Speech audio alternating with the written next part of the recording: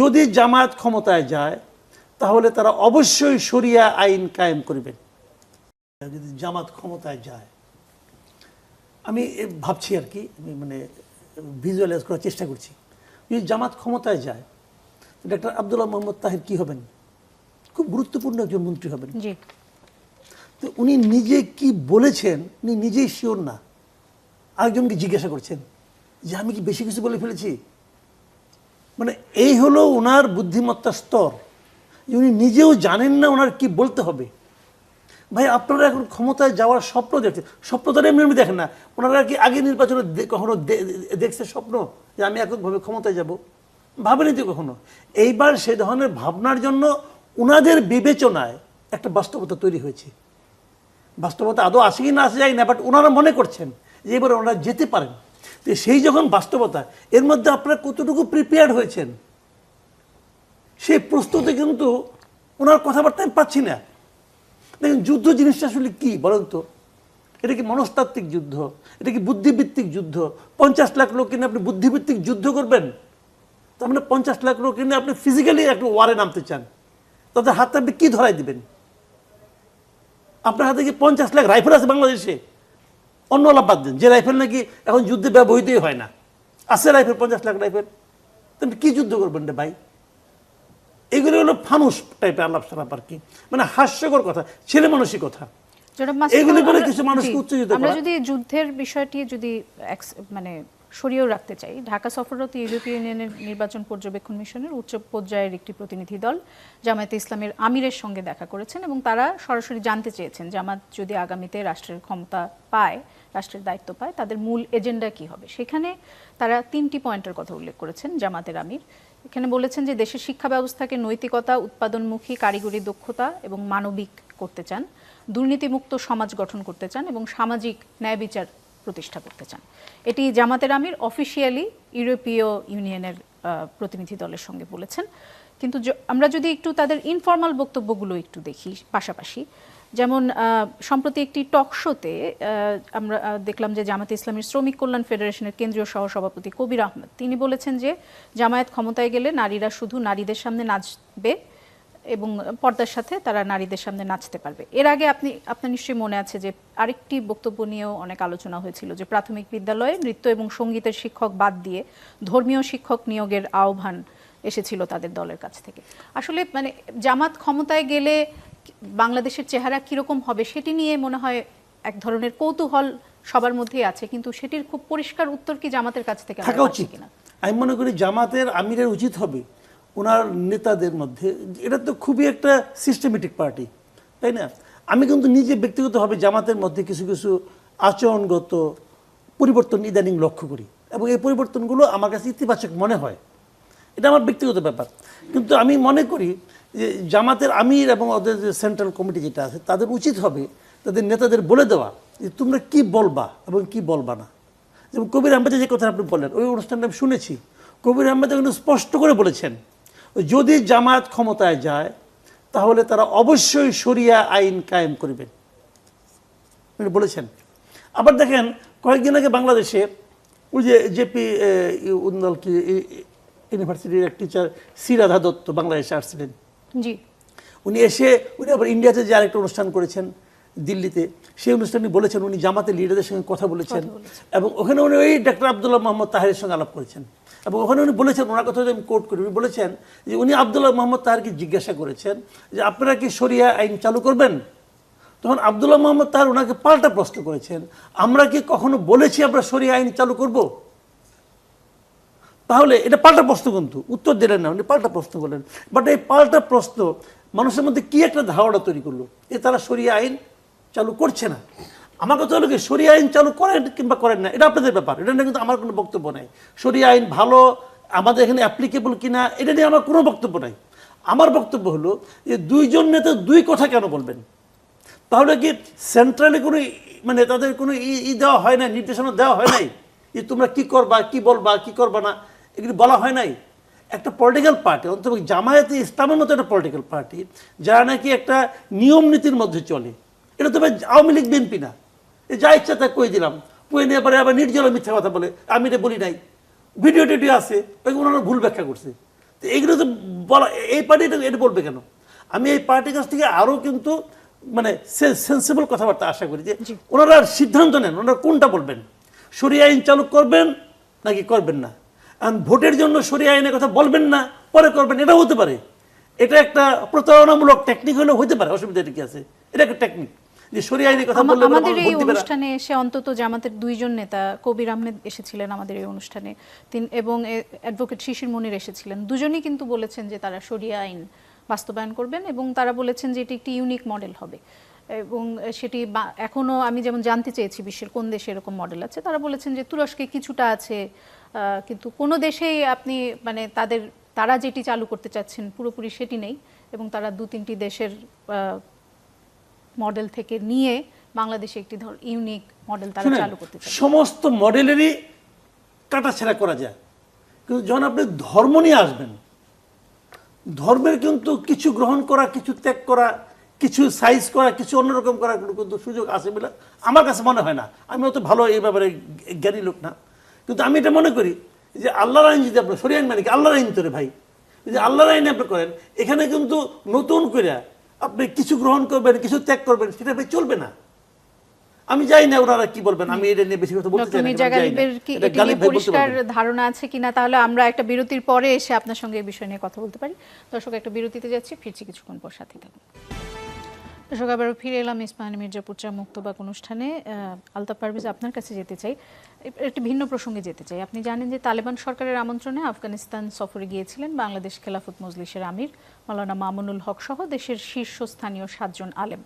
এবং প্রথম আলোর সঙ্গে এর পরে তিনি একটি সাক্ষাৎকার দিয়েছেন মাওলানা মামুনুল হক। সেখানে তিনি বলেছেন যে আজকের দুনিয়া যেটা মনে করে ইসলামী শিক্ষায় শিক্ষিতরা সমাজ রাষ্ট্র পরিচালনায় অক্ষম, আমরা সেখানে দেখলাম নিরেট মাদ্রাসা শিক্ষায় শিক্ষিতরাই সব মন্ত্রণালয় রাষ্ট্র পরিচালনা করছে, এতে আমাদের আত্মবিশ্বাস অনেক বাড়িয়ে দিয়েছে। অবশ্য মেয়েদের উচ্চশিক্ষার সুযোগ না থাকার তিনি সমালোচনা করেছেন বলে এই সাক্ষাৎকারে তিনি জানিয়েছেন যে সেখানে তিনি একটি সমালোচনা করেছেন।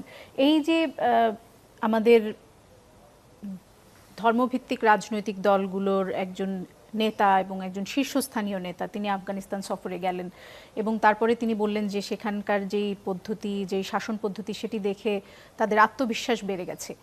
এটা থেকে আসলে আমরা কি বার্তা পাই? বা আপনার এই প্রশ্নের উত্তর আপনি আগে যেটা জিজ্ঞেস করলেন আমার সহ আলোচককে, যে জামাতের ক্ষমতায় আসলে কি হবে, বা আজকের আলোচ্য বিষয়ের আলোকে উত্তর দিতে চাই। গণ অভ্যুত্থানের পরই আমাদের অনেক রাজনৈতিক দলের কাছে সংস্কারের একটা আকর্ষণীয় মডেল হয়ে গেছে মনে হচ্ছে আফগানিস্তান। আমরা বিশ্বের অন্য দেশগুলো বাদ দিয়ে আফগানিস্তানের দিকে বেশি মনোযোগী হয়ে পড়েছি। আপনি যেটা বললেন যে জামাত ইসলাম বলছে যে তাদের ফরমাল যে আমরা 3টি বিষয়ে গুরুত্ব দেব, শিক্ষা, সামাজিক ন্যায় বিচার এবং দুর্নীতি, এটা কিন্তু একটা পজিটিভ দিক। আমাদের এখানে আসলেই একটা দুর্নীতি বিরোধী রাজনীতিক সংস্কার উদ্যোগ দরকার, সামাজিক ন্যায় বিচারও জরুরি এবং শিক্ষার ক্ষেত্রেও সংস্কার দরকার। শিক্ষাকে আমাদের গুণগতভাবে অনেক উন্নত করা উচিত। কিন্তু মুশকিল হলো যে জামাত ইসলাম সম্পর্কে জনগণের অন্য কনসার্নগুলো আছে। রাজনৈতিক দল হিসেবে তারা ওইটা বলছে বটে, কিন্তু মানুষ ভাবছে যে জামাত আসলে এখানে শরিয়া শাসন হবে, যেটা আপনিও বললেন, অনেক জামাতের অনেক নেতা টকশোতে সেটা বলেছেন। এখন শরিয়া শাসন মানে একটা ধর্মভিত্তিক শাসন, ধর্মতান্ত্রিক রাষ্ট্র কাঠামো গড়ার ব্যাপার। তার মানে এখানে আমাদের সংবিধান যেটা বলছে বা আমাদের আইনি ব্যবস্থা যেটা বলছে তার একটা আমূল অদল বদল ঘটে যাবে। কারণ আমাদের এখনকার সংবিধান এবং আইনি ব্যবস্থার ভিত্তি হলো যে জনগণই সকল ক্ষমতার উৎস, কিন্তু শরিয়া শাসন সম্পূর্ণ ভিন্ন মত হবে, ভিন্ন ধরনের হবে। এবং আপনি যেটা বললেন আফগানিস্তানেও সেই ধরনের শাসনের ব্যাপার ঘটে গেছে। তো এখন আমরা কি ওই ধরনের যাব কি না সেটা জনগণের কাছে জামাত ইসলাম বলতে পারে, এবং নিশ্চয়ই নির্বাচনে জনগণ সেইভাবে রায় দিবে। বাংলাদেশ যদি তার এখনকার সংবিধান, তার সমস্ত আইনি ব্যবস্থা আমূল বদল করে একটা ধর্মতান্ত্রিক রাষ্ট্রের দিকে যেতে চায়, শরিয়া ভিত্তিক রাষ্ট্রের দিকে যেতে চায়, সেই মানে সিদ্ধান্ত নেওয়ার ক্ষমতা কিন্তু জনগণের। এখন যেই রাজনীতিবিদরা আফগানিস্তান গিয়েছেন তারা জনগণের কাছে তুলে ধরতে পারেন তাদের বক্তব্য, সেই অধিকার তাদের আছে। কিন্তু জনগণের দিক থেকে আমি 2-1টা কনসার্ন বলতে পারি। যেমন জামাত ইসলামের কিন্তু তাত্ত্বিক হলেন মাওলানা মওদুদী, উনি কিন্তু নারীদের বিষয়ে, সংখ্যালঘুদের বিষয়ে সুনির্দিষ্ট বলে গেছেন যে ওনারা ক্ষমতায় আসলে এই যে ধরনের রাষ্ট্র হবে সেখানে নারীদের কী ধরনের মর্যাদা হবে। নারীরা নেতৃত্বে আসতে পারবে না, সংখ্যালঘুরা জিম্মি হবে, সংখ্যালঘুদের আলাদা কর দিতে হবে থাকার জন্যে। ফলে এই ব্যাপারগুলো কিন্তু জনসমাজে ভাবনা আকারে আছে। ফলে যেই রাজনীতিবিদরা বলছেন যে আফগানিস্তান হবে আমাদের মডেল রাষ্ট্র, সেগুলো তার মানে এখানে শরিয়া ভিত্তিক ওইরকম রাষ্ট্রের কথাই তারা ভাবছে। তার মানে তিনি এটাও বলেছেন যে বাংলাদেশের 70 থেকে 80% মানুষ শরিয়া শাসন চায়। এটি একটি ঐকমত্য কমিশন থেকে জরিপ চালানো হয়েছিল এবং সেই জরিপের ফলাফল এইটা আমি অবশ্যই এটা ভিন্নমত পোষণ করি। বাংলাদেশের মানুষ কি চায়, আমরা জনগণের নামে বিভিন্ন দল বিভিন্ন কথা বলে, জনগণ কি চায় সেটা একটা সুষ্ঠু নির্বাচন হলেই কেবল আমরা জানতে পারবো, এবং জনগণের কাছেই সবগুলো রাজনৈতিক দলের যাওয়া উচিত এবং খুলে বলা উচিত। মানে আমি বলছি আমাদের এখানে যে গুপ্ত সংস্কৃতি সেইটা যেন না হয়। একটা রাজনৈতিক দল সত্যিকার অর্থে কী চায় জনগণের সামনে সেটাই তুলে ধরা উচিত, নির্বাচনী ম্যানিফেস্টোতে সেটাই থাকা উচিত, এবং সেই অনুযায়ী জনগণের সিদ্ধান্ত নেওয়ার সুযোগ দেওয়া উচিত। সেদিকে কি আমরা এগোচ্ছি? আমি এখানে মনে করি যে আমরা বলছি একটা, করছি একটা। দেখুন, আওয়ামী লীগ যখন 15 বছর আগে নির্বাচনে অংশ নিয়েছিল, তারা কিন্তু 15 বছর যা করেছে সেটা বলেনি, তারা অন্য কিছু বলে ম্যানিফেস্টোতে ছিল, ম্যানিফেস্টোর পরে ধারে কাছেও যায়নি। এবং 91-র পরে 3 জোটের রূপরেখার আলোকে যখন নির্বাচন হচ্ছিল, সবাই বলেছিল 3 জোটের রূপরেখা আমরা বাস্তবায়ন করব, কিন্তু কোনো দল সেটা করেনি। এবং দেখুন 24-এর গণ-অভ্যুত্থানের পরেও আজকে এই যে বললেন আপনি আফগানিস্তান, শরিয়া আইন, এগুলো কিন্তু 24-এর গণ-অভ্যুত্থানের কোনো এজেন্ডা ছিল না। গণ-অভ্যুত্থান হয়েছে বৈষম্য কমানোর জন্য, শ্রমিক, কৃষক, নারী, মানে যারা বৈষম্যের শিকার সমাজে, তাদের ভাগ্য পরিবর্তনের জন্য। কিন্তু এখন কৃষকের, শ্রমিকের, দলিতের, সংখ্যালঘুর, নারীর ভাগ্য পরিবর্তনের কোনো আলাপ আলোচনা জাতীয় ঐকমত্য কমিশনে, রাজনৈতিক দলগুলোর আলোচনায়, টকশোতে একদম নেই, শূন্য। এখন আলোচনা চলে গেছে আফগানিস্তানে, আলোচনা চলে গেছে ভারতের সাথে যুদ্ধ করা, আলোচনা চলে গেছে শরিয়া আইন হবে কি হবে না। সম্পূর্ণ আমি বলবো যে 24-এর অভ্যুত্থান থেকে আমরা 100% 360 ডিগ্রি ঘুরে গেছি, এবং যে রাজনৈতিক দলগুলো পুরো এজেন্ডাগুলো বদল করে ফেলেছে। এইটা 24-এর অভ্যুত্থানের সাথে 1 বছরের ভিতরে একটা বিশ্বাসঘাতকতা ঘটে গেছে। জি, মাসুদ কামাল, আপনার কাছে যেতে চাই। আপনি নিশ্চয়ই দেখেছেন যে সাংবাদিক মেহেদী হাসান প্রধান উপদেষ্টা ডক্টর মোহাম্মদ ইউনূসের একটি সাক্ষাৎকার নিয়েছেন। সেখানে ডক্টর ইউনূসকে তিনি জিজ্ঞেস করেছেন যে অভ্যুত্থানের পর নেপালের নেতা 6 মাসে নির্বাচনের কথা বললেন, তাহলে বাংলাদেশে কেন নির্বাচন হতে 18 মাস সময় লাগছে? এর উত্তরে প্রধান উপদেষ্টা বলেছেন যে আপনি বলেছেন মানুষ কেন এত সময় লাগছে সেটি নিয়ে প্রশ্ন তুলছে, কিন্তু অনেকে বলছেন আপনারা 5 বছর থাকুন, অনেকে বলছে 10 বছর থাকুন, 50 বছর থাকুন। সুতরাং মানুষ নানা ধরনের কথা বলে, তারা বলে নির্বাচনের দরকার কি, কার নির্বাচনের দরকার। আপনি এই বক্তব্যকে কিভাবে দেখেন? না, এই বক্তব্যটা আমি যতটুকু দেখেছি আর কি, আমি ওনার ওই যে রিল ছিল তো, জি, রিলে তো ওখানে কেটে কেটে দেয়, তো ওখানে যতটুকু আমি দেখলাম ওনার এই বক্তব্যটা টানাই ছিল। উনি ওখানে যেটা বলেছেন যে মানে দ্রুত, মেহেদী হাসান বলেছিল যে কিছু লোক বলছে আপনি তাড়াতাড়ি নির্বাচন আরো তাড়াতাড়ি কেন দিতে পারছেন না, আরো 6 মাস বাকি। কিছু লোক এটাও বলছে, কিছু লোক ওটাও বলছে, কিছু লোক ওটাও বলছে, এটা বলছে। তো এখন আমরা কোনটা শুনবো? যেটা আমাদের কাছে বেশি মনে হবে ওটা শুনবো, যেটা বেশি। এখন সমস্যা হলো ওইটাই, উনি কোনটা শুনবেন? দেখেন, একটা বদ্ধ ঘরের মধ্যে ধরেন আপনি এখানে বসে আছেন, আমরা 3 জন আপনার সঙ্গে কথা বলতেছি, আপনি কিন্তু আমাদের 3 জনের কথাই শুনবেন, কিন্তু বাইরে যে 30 জন লোক চিৎকার করছে ওটা কিন্তু আপনার কান পর্যন্ত আসবে না, কারণ ঘরটা সাউন্ড প্রুফ।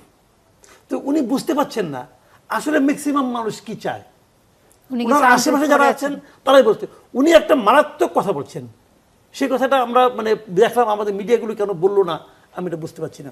উনি বলেছেন এক জায়গায় যে এটা একটা অন্তর্বর্তীকালীন সরকার, এই সরকারের মেয়াদ কেউ নির্ধারণ করে দেয়নি, আমরা যতদিন মেয়াদ নির্ধারণ করবো ততদিন হবে। তা আমার প্রশ্ন হল, ভাই আপনি কে মেয়াদ নির্ধারণ করার? আপনি কে? আপনার মেয়াদ আপনি নিজে নির্ধারণ করবেন? এটা তো একমাত্র শেখ হাসিনার মতো লোকরা বলতো। তাহলে কে নির্ধারণ করবে? কে নির্ধারণ? জনগণ নির্ধারণ করবে। উনি এই কথা বলবেনই না। শুনেন, উনি এই কথা বলবেনই না, এই কথা উনি বলতেই পারেন না যে আমি নির্ধারণ করবো আমার মেয়াদ কতদিন হবে, এটা উনি বলতেই পারেন না। তাও কি উনি তো বলছেন যে ওনাকে 1 বছর 2 মাসের মাথায় এসে বসানো হয়েছে, তাহলে তো কিছুটা এজেন্সি ওনার। আচ্ছা, যদি উনি বলেই থাকেন যে স্টুডেন্টরা ওনার বসাচ্ছে, কোন স্টুডেন্টরা? মানে এনসিপির এই স্টুডেন্টরা, এই স্টুডেন্টরা যে বাংলাদেশে মানুষের প্রতিনিধিত্ব করে না, এটা তো ডাকসু ইলেকশনে প্রমাণিত হয়ে গেছে। যেদিন ডাকসু ইলেকশন হয়ে গেল, রেজাল্ট বেরোর পর কি বাংলাদেশের মানুষের প্রতিনিধিত্ব করে জামায়াত? কে? আমি তা বলছি না। উনি যদি ওইটা বলেন, যদি এনসিপি প্রতিনিধিত্ব না করে, যদি এনসিপি প্রতিনিধিত্ব করে, যদি এনসিপি প্রতিনিধিত্ব করে, আমি বলি জামায়াত প্রতিনিধিত্ব না, আমি এটা বিকল্প এটা না। আমি তো বলি না যে এটা, আমি বলছি যে উনি যদি বলে কেন যে এনসিপি ওনাকে বসিয়েছে, এনসিপির ছাত্ররা ওনাকে বসিয়েছে, তো সেই ছাত্রদের অবস্থান পুরো জাতির কাছে কোথায়, সেটা তো ডাকসু নির্বাচন, জাহাঙ্গীরনগর নির্বাচনে প্রমাণ হয়ে গেছে যে আসলে এদের সঙ্গে তো কেউ নাই।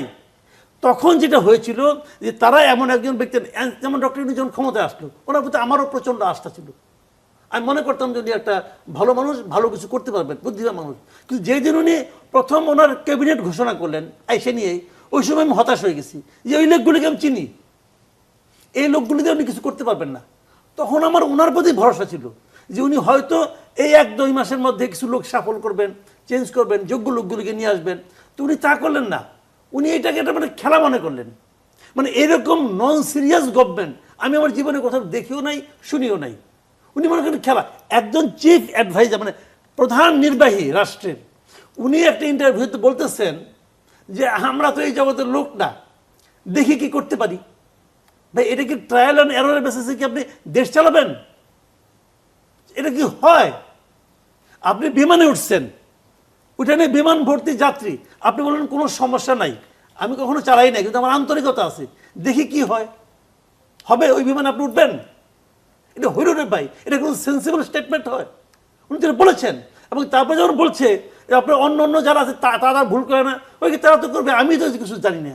ওই বিমানে আমি উঠবো না জনাব কামাল, কিন্তু যদি আমি ওই বিমানে থাকি আর মাঝপথে যদি সেখানে পাইলট কোনো কারণে মৃত্যুবরণ করেছেন, অজ্ঞান হয়ে গেছেন, কিছু একটা করেছেন এবং গিয়ে কারো দায়িত্ব নিতে হয়েছে, তখন যদি সে বলে যে আমি চেষ্টা করব, তাহলে তো তখন যখন দেখবেন যে তার চেষ্টা সে আমাদের বলে আমার আর তো চয়েস, ওকে ফাইন, খুব ভালো কথা বলছেন আপনি। ওই যাত্রীদের মাঝখানে একজন যাবে ওখানে, এখন একজন বলতেছে আমি এটা জীবনে চালাই নাই, জীবনে জানি না, আমারে চান্স দেন, আপনি দিবেন তাকে চান্স? উনি তো চান্স চাননি, ওনাকে তো বসাইছে, যারা বসাইছে তারা ভুল করছে, প্রমাণিত। এবং তাদের কোনো গ্রহণযোগ্যতা না।